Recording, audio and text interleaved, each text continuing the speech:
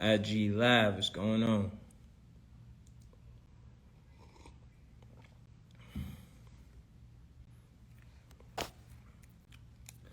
We'll give this a minute. What's happening? What's going on? What's going on?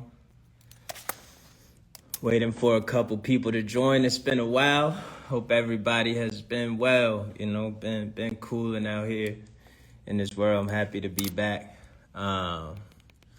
Actually waiting on Eden too. I know she was in the middle of moving. So our guest for this evening, I asked them if they wanted to go ahead and get started, which I'm really looking forward to this conversation.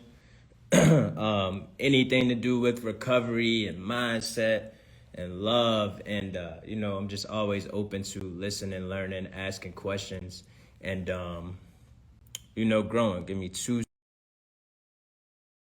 Interesting, right? Because the two people that are going to be joining us, I've never met, I've never spoken to them, so I really am just kind of going off the cuff about the little bit that I do know and some of the stuff that I've read. Should make for really good conversation though, good content. I see my guy Wesley Geer just joined. He is one of the guests. I'm looking forward to really diving into this conversation. Let's see, view request. Oh, did it work? I think I got it. Oh wait, it worked. Yes.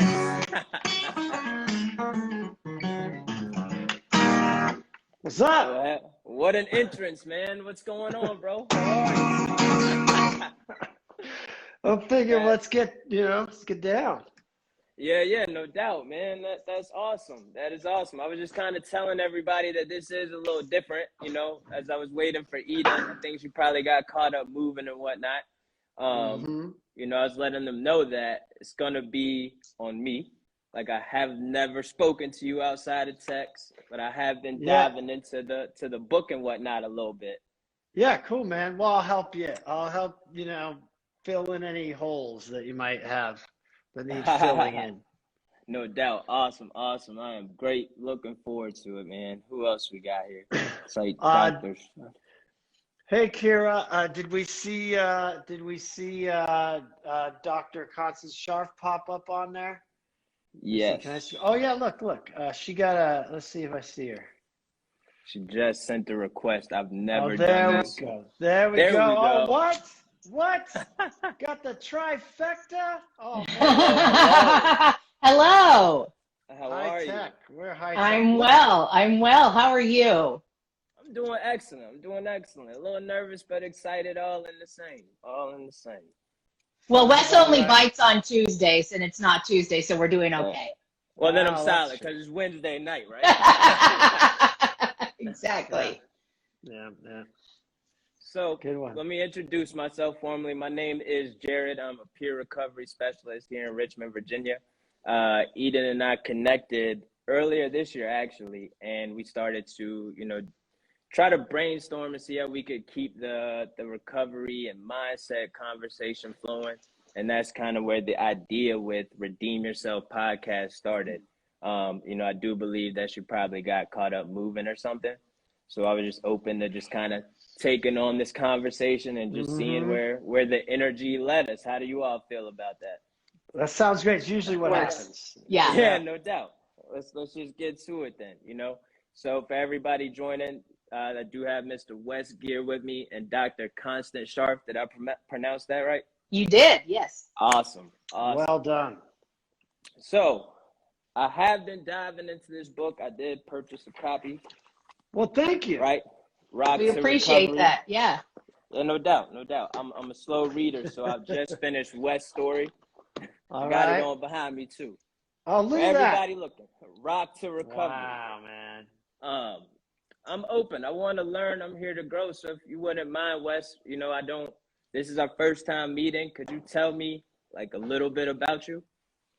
Yeah, a lot of people know, but for those who don't, I've been a musician a long time, and I got my first record deal when I was a massive drug addict and toured like the typical, rock band guy way surprising I'm not dead. And I ended up in a treatment center, and then got sober. And only because I got sober, I got a gig with a bigger band, which was Korn. And I played with them for a few years. And then when the guy I was replacing, Brian Head Welch, came back, I was out of work again, as most musicians are. And it was kind of like, what can I do now? How can I help the world with who I am, being a sober musician? And that's when I came up with this idea of Rock to Recovery. And a lot of people think Rock to Recovery helps musicians. While we're not against helping musicians, the goal of Rock to Recovery is to help proliferate the use of playing music as a healing force for anybody who can benefit from it. We started, mostly in the addiction space, and started doing, mental health as well. And we get into trauma, sex trafficking, and have worked with, we have a contract with the Department of Defense, flying around the country and ultimately the world, working with veterans who have all sorts of trauma and different things going on, physical, mental, emotional. And so in an effort to kind of capture what we do, which is our unique version of therapeutic music sessions, we actually didn't know. What should we do? How do we tell the world about what we're doing? We're hiding in these rooms, working with people, seeing these incredible transformations from people who are suicidal to being elated like that, like a drug. And enter Doc Scharff, and I'll let her take it from here. Awesome. Yeah. So, we work with nearly 30,000 people a year over, we work with more than 100 facilities in several states, and we do virtual work as well. In fact, we're now working with a group weekly in Thailand, right? So, but Wes is like, this is one of the best kept secrets of recovery. And we decided to write the book together to let people share their stories firsthand. So I've done interviews with all these people about how music changes their lives. And listen, music on its own, right? We know that that's not curative of addiction or trauma. But what it does is it activates the brain in a different way. It gets us out of the feedback loop, because a lot of these problems, addiction, trauma, are obsessive thoughts, right? I need to use, I need to drink, I need to drink, I need to drink, right? So it breaks that cycle, and it gives us a neurochemical high. This is true. So if you've had a bad day, you don't have to be an addict to get the benefit of music. If you've had a bad day and you hear a song that you like on the radio and you start singing along to it, you feel better. If you do your own carpool karaoke, you feel better. We use that knowledge of neurology to help people who really don't know how, don't have the training, can't sing or play music. We actually write a song with them in an hour. That is amazing. So you all literally took like the science of music and turned it into a program to assist those suffering from mental health, addiction, on down to like sex trafficking and other mental abuse. Absolutely. Yeah, you name it. Absolutely. In fact, when you read the book, we really wanted a very wide demographic. So we have veterans who have trauma. My story is the 18th story, the last story in the book. My background is from trauma, although I'm also in recovery as well. But, it's about trauma. So there's mental illness and trauma and addiction issues all respond to music. Okay. Yeah, so I never thought about it like that. I know that music, to me, has always been like the universal language, right? Like I can pinpoint certain songs and probably tell you exactly where I was, what was happening, what was going on. Like, oh my God, I remember this 2003, like, for instance, the 50 Cent album, when that first came out, I remember leaving high school and getting the last one on the shelf, at Best Buy. So when I tell my kids, I'm like, man, y'all just don't know how hard it was to find music back in the day. So that's awesome that you all figured that out in order to do that.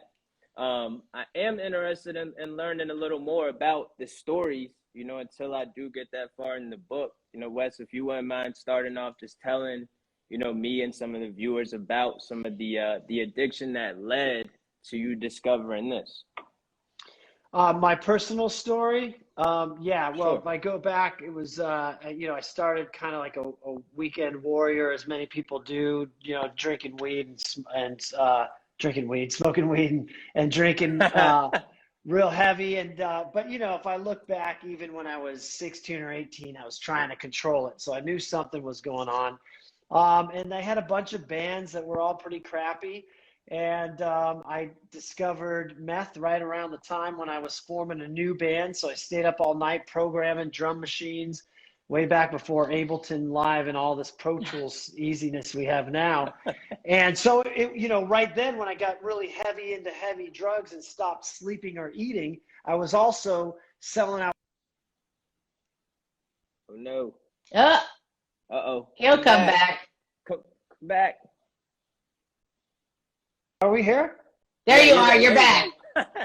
My stupid phone decided to screensaver me. That's kind of like a go Apple. Anyhow, I might be busy, phone. Anyhow, so, and you were starting to sell. Yeah, right around. I think what's important about this is like, for me, it was working. Even though I was killing myself, I was 6'1" and 123 pounds. I was also getting my first record deal. And why that's relevant, what I tell a lot of people is maybe a lot of people say, well, I didn't do meth. I didn't play in a band. Yeah, but did your addiction work for a while? Like, were you a mom that had to have her bottles of wine after work? Were you a student that had to do your Adderall? Were you somebody that had a bad family, so you had to, shoot dope to get through? And I think the reason addiction has a chance to advance is because for a while it's working. It was my elixir, and also helped me run from my feelings. So, I did put down the meth by and large, but then my drinking went way up. But to myself, I proved, hey, I don't got a problem. I'm not doing so much drugs. I'm just drinking like a fish. And who doesn't drink like a fish in the world of rock and roll? So, but eventually, I was always trying to control it and enjoy it, right? But the two don't coexist. When I'm controlling it, I'm not enjoying it. When I'm enjoying it, I'm way out of control. And finally, it led to the demise of my band and myself. And I went to a rehab because I had nowhere else to go. I was, fired. I got a job with my brother. He fired me, thank God. I was starting to lose everything in my life. I went to a rehab thinking my problem was meth and heroin, and I learned I'm just an alcoholic. What? I don't even drink all day, every day. Well, I got this allergy. When I put something in my body that changes the way I think, how I feel, I want more, more, more. So somebody asked me the other day, what were you addicted to? I was like, more, So, and a lot of people, I kind of want to challenge them like this. It's like, well, I'm just a junkie, or I'm just into opiates. Yeah, let me put you on a deserted island with a case of whiskey and see you turn it down. You're going to turn into a whiskey drinker real fast. There will be those that don't, but by and large, if we got a problem with getting loaded, it's because we want to escape. And that was my deal. So I'm a 12-stepper. The 12 steps gave me the transformation to where I don't want to drink and use anymore. And because of that, getting sober and reinventing myself, I got the gig with Korn. So amazing, man. I love those stories. What do they call them? From rags to riches, almost. That you've been through the mud a little bit and climbed out. I too started off as a weekend warrior, and my vice, I wanted to fit in. Right, it was hard for me to find my space, and also it turned to weed and alcohol, which turned into like a long run with cocaine. So when I was doing music, I was doing hip hop, and it was really good. You know what I'm saying? Like, I thoroughly enjoyed it. I loved being in the studio, but the issue became an excuse for me, right? Like, all right, now I'm not going to the bar. I'm not going to parties. I'm in the studio. And as long as I'm in the studio, I can drink, I can smoke, I can do these other things because I'm coming back home. And it just didn't work. Like, my life slowly and then real fast went, it was like a slow decline and just off the cliff. So I have been sober now 8 years. My sober date was August 16th, 8 years. Good job. So you it. You took it not too long ago. Right on. Congrats, man. Yeah. It was right around the corner. Thank you. So yeah, there's a lot of similarities in your story there that definitely resonated with me. So thank you for sharing that. Mm-hmm. Dr. Scharff. So I'm a little different. I was not the weekend warrior. I started drinking when I was 11, and I drank everything I could from the minute I could find it. When Wes said more, that he's addicted to more, I was like, pick me. Like, and I'm lucky that I'm a little bit older. And I've been sober for, more than 20 years now. But, back in the day, you couldn't get opioids. I wanted opioids. You couldn't get them out in the country. But if I had had access to heroin or to, pills, I'd be dead, because I take everything. I can't stop myself. I've only smoked weed a couple of times. I'm not very good at inhaling. I thought Bill Clinton was, when he was like, I didn't inhale. I was like, I don't get the joke, because I didn't learn how to do that. Alcohol's quicker anyway, but the 2 times I smoked weed, I smoked the whole bag, and was so paranoid that I thought my friend was a vampire and tried to, stab her in the heart. Right. I mean, that's the kind of addict that I am. And so when I was, 22 years old, I was drinking 2 liters or more. That was the starting place of hard liquor a day. And my organs were giving out. My liver and kidneys were giving out. And I didn't expect to live past 25. Did not expect it at all.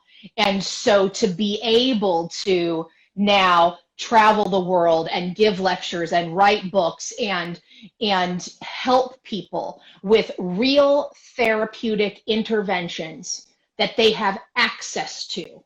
One of the things, it just makes my heart burst with happiness that this is what I get to do, because I should be dead. I have a friend in the 12-step program who says, I'm doing pretty good for a dead guy.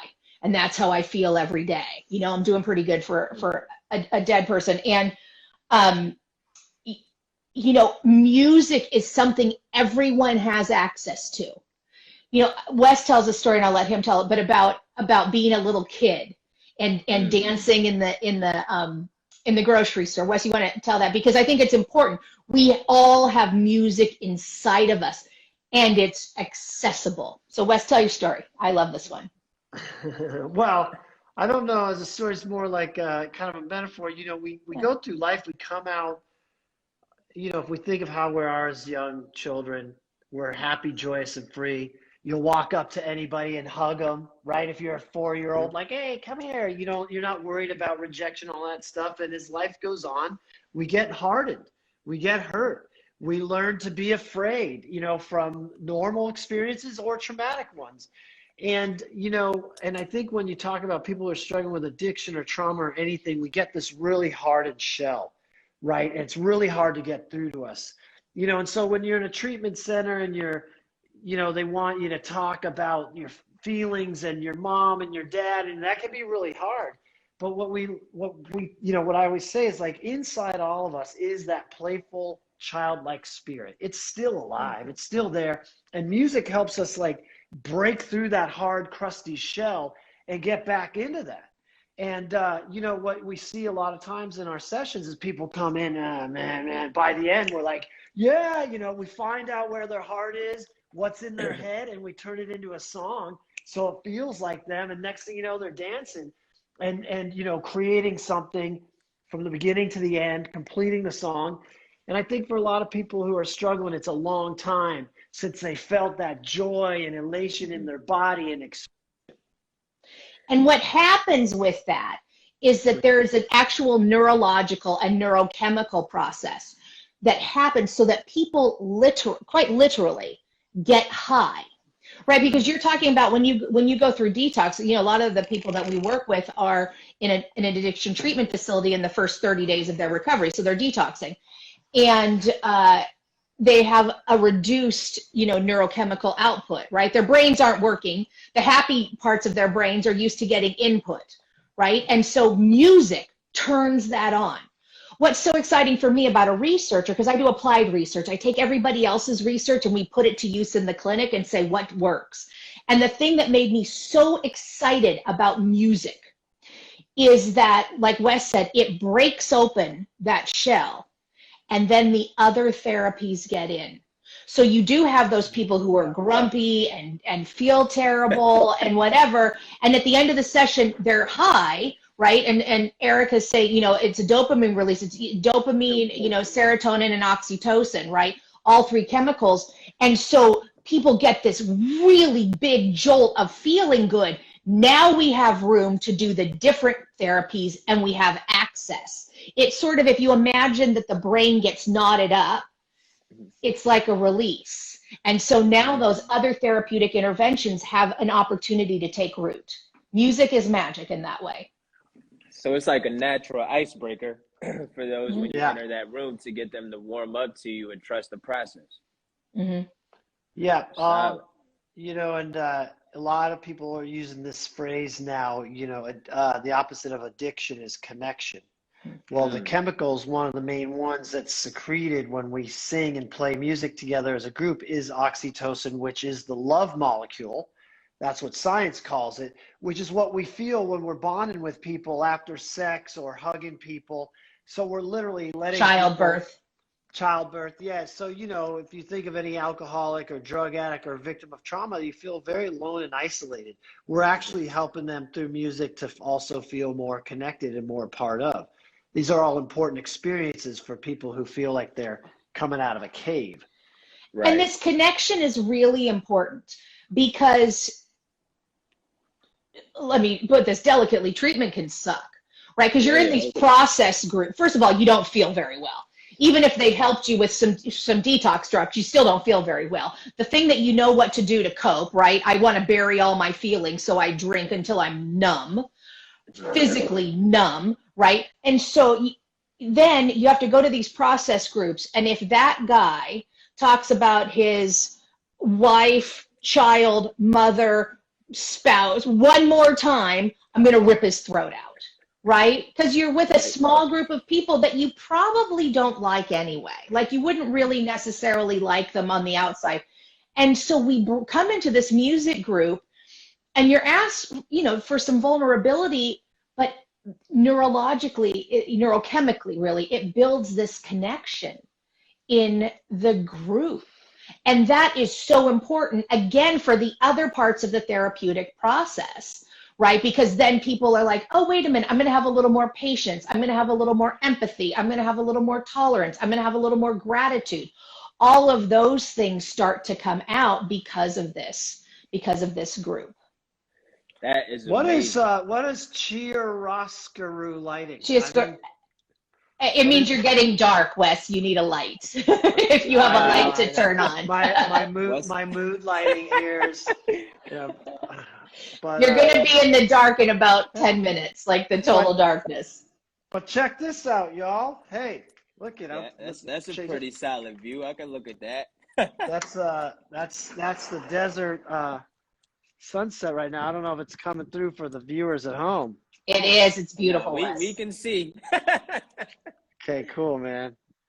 Anyhow, well, try not to be chiaroscuro or whatever that is. That chiaroscuro. That's chiaroscuro. It's much better now. Okay. A little Italian for you. A little Italian. Oh, I thought it was Spanish. Okay. That was awesome. So I did, like I said, dive into the book a little bit, and I got to the piece in the story where you began to start Rock to Recovery. I might be mixing it up, but I feel like there was a point where you went back to work for your brother, and then you had to go back to rehab, right? What time in rehab? What time in rehab? One time? All right, so the one time in rehab, and I feel like you came out, and then you went back to drinking after a little while being clean. Yeah. I did do that, yeah. And that's when you said you had the success with Korn.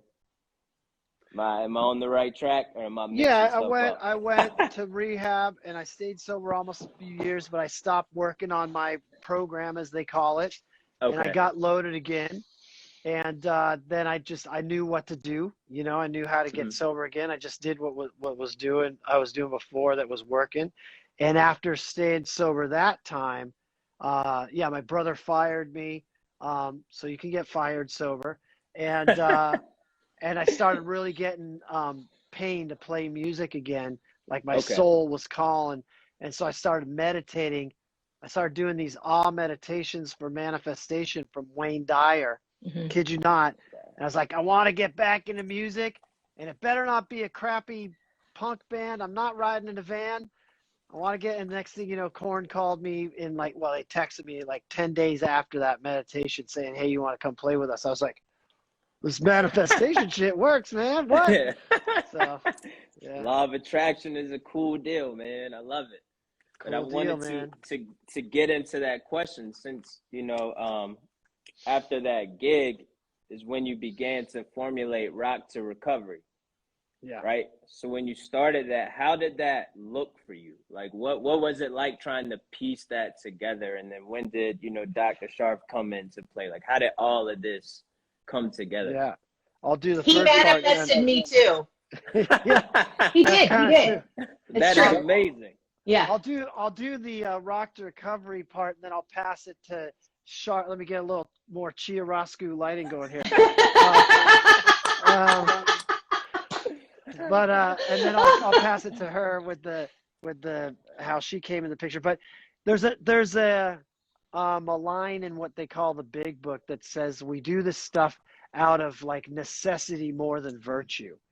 So as much as I'd love to say I was floating on the clouds, with the angels and came up with Rock to Recovery, what happened was I lost the Korn gig, and I was desperate, and I didn't know what to do.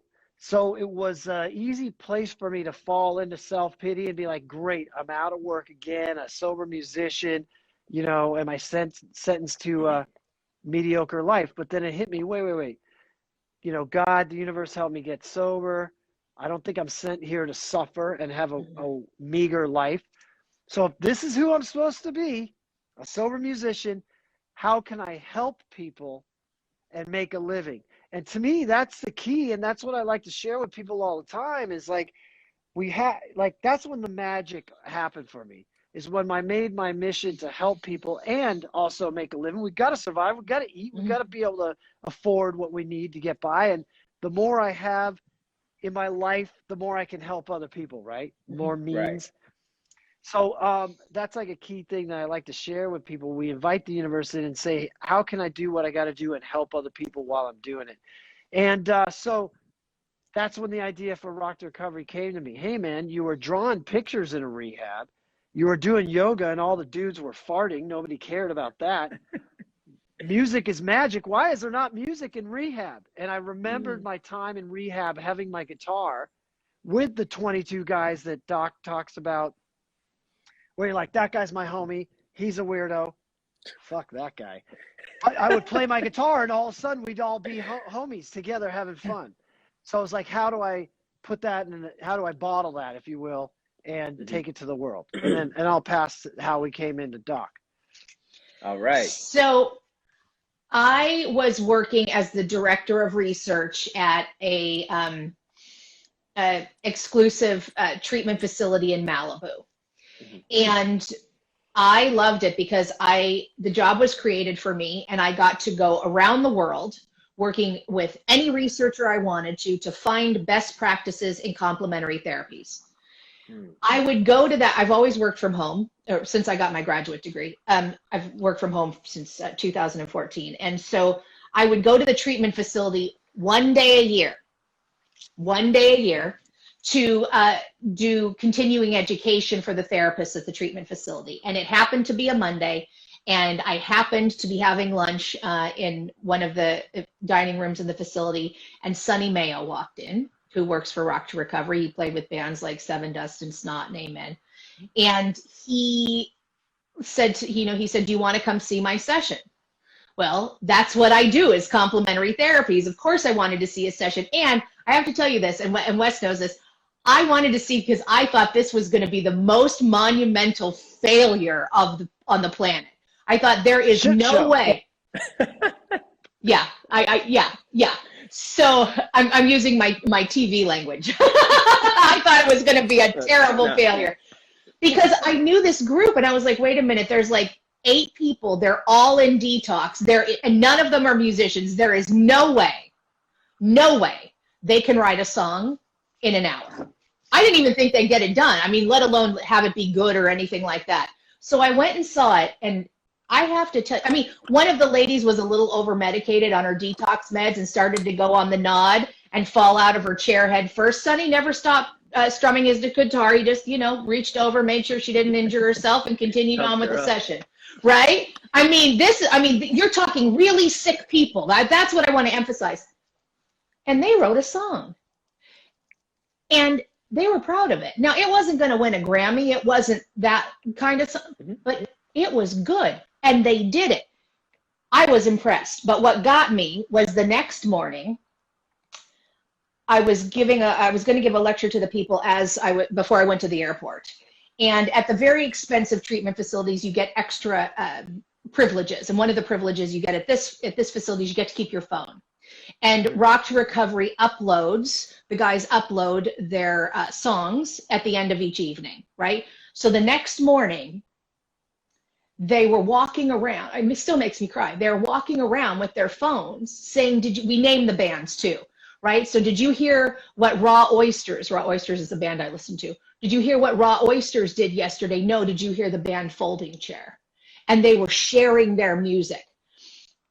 I knew I wanted to be part of it at that point. I was like, music is there. I work with a lot of complementary therapies, yoga and acupuncture and all sorts of different things. I knew I wanted to be part of this. And I also knew that the treatment center was being prepared for sale. And directors of research are not recoupable to insurance. So I knew that I would be, I knew that at some point I would be let go. And so Sonny contacted me a couple of days later, and he said, you know, we're looking for a doctor. And I said, well, you know, because Wes wanted to do some research, which we're actually involved in now. And I said, well, you know, in a few months, I'm going to be looking for an organization to work with, and I want it to be you. And that's how we came together. And then Wes had said to me, he said, I want to do research on Rock to Recovery and publish in peer-reviewed journals and scientific journals and so forth.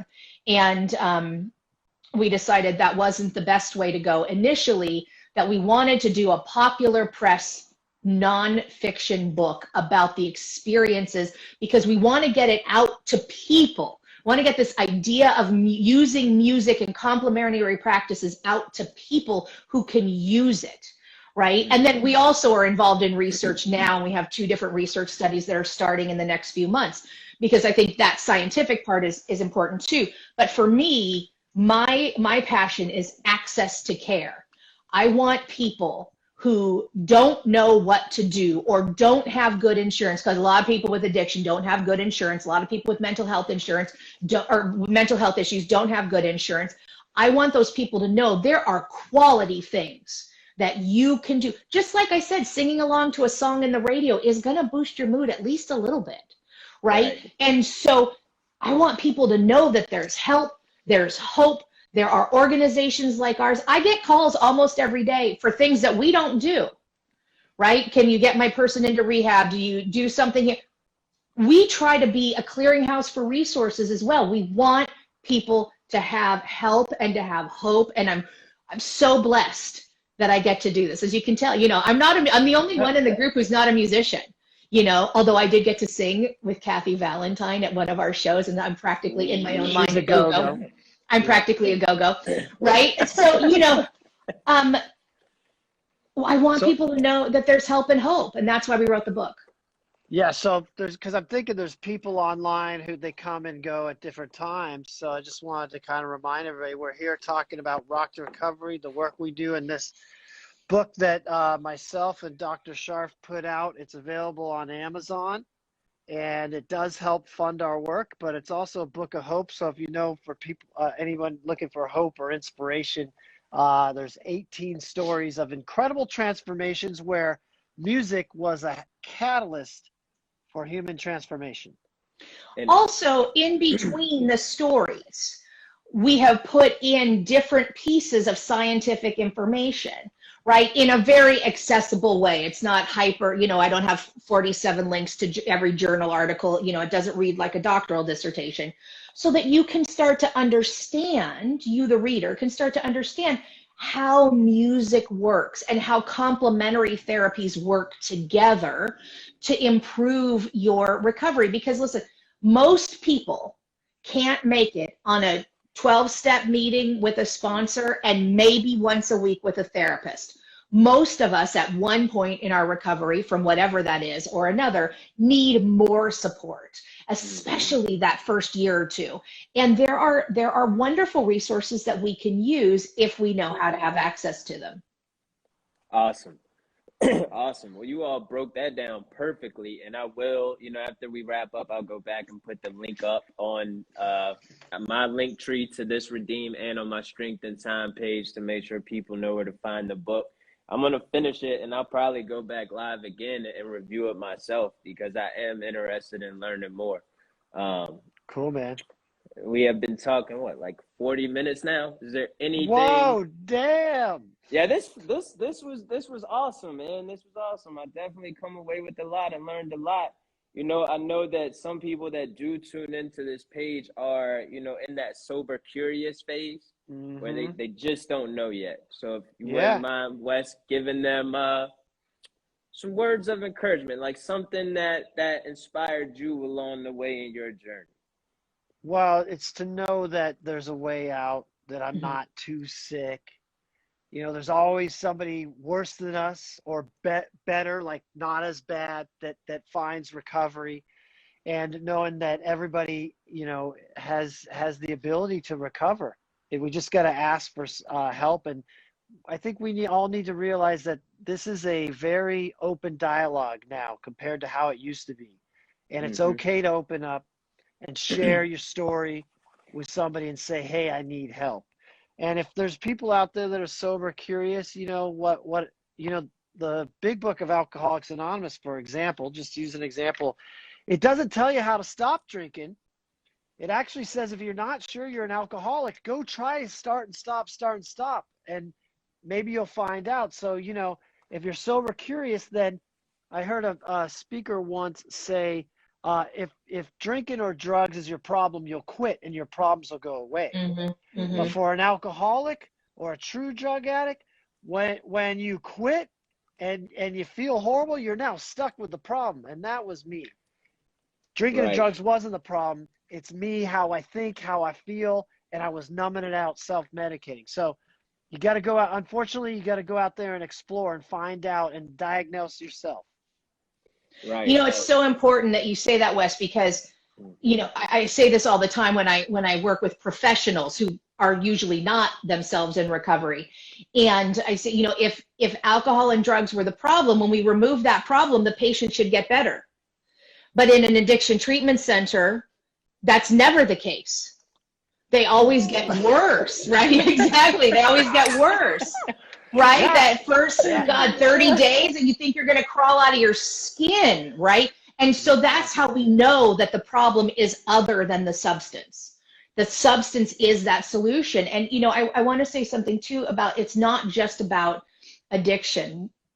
I certainly, like I said, have addiction, but I come from a very traumatic background, and there's a lot of trauma in the book. I've worked with thousands of people with alcoholism and drug addiction and substance use disorder, and I have truly one in all that time who said, I don't know how I got here. I had a wonderful upbringing, Norman Rockwell family, everything was perfect. Everybody else is like, no, there were problems. There were lots of problems and trauma on some level in some different way.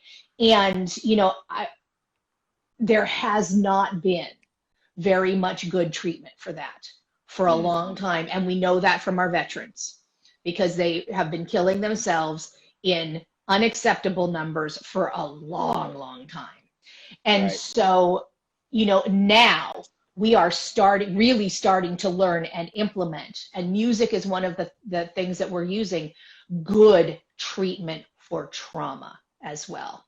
And so if you come into, an addiction treatment facility and you have these co-occurring issues, music helps with that as well. Because my hope, and I talk about this in my story, in chapter 18, is that my hope is that I didn't get sober to have a terrible life. I didn't get sober to be miserable. And in 8, 9 years, I was absolutely suicidal. I was so miserable. And I'm watching these veterans around me come back from Iraq and Afghanistan and kill themselves. And I thought, you know what? There has to be something better. And that's what I've dedicated my work to. And Rock to Recovery is a big part of that, using music to express these feelings and to get past what we can't say, because a lot of trauma, we can't talk about it.